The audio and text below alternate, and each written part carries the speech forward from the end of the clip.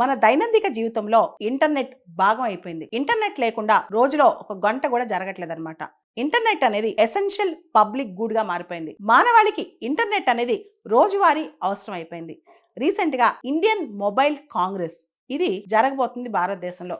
దీనికి సంబంధించి థీమ్ అన్నమాట ఇన్నోవేట్ టు ట్రాన్స్ఫార్మ్ అని చెప్పి. అయితే ఒక విశిష్టమైన అంశం ఇక్కడ మనం తెలుసుకోవాల్సింది, భారతదేశంలో అతి తొందరలో ఇంటర్నెట్ యూజర్స్ 1 బిలియన్ అంటే 100 కోట్ల మార్కు చేరబోతున్నారంట. అసలు ఇంటర్నెట్ యూజర్స్ భారతదేశ పాపులేషనే 140 కోట్లు. దానిలో ఇంటర్నెట్ యూజర్స్ అనేవాళ్ళు 1 బిలియన్ 100 క్రోర్స్ అవుతున్నారంట.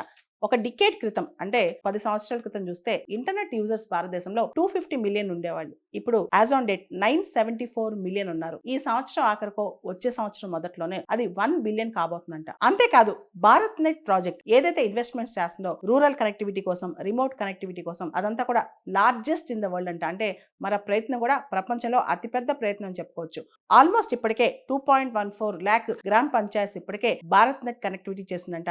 అండ్ రాబోయే కాలంలో 2.64 lakh గ్రామ పంచాయత్ కూడా high speed internet, broadband internet connectivity వచ్చేస్తుందంట అతి తొందరలో. దీనికి సంబంధించి ఇండియన్ మొబైల్ కాంగ్రెస్ కూడా చాలా అద్భుతంగా చేయనున్నారనమాట.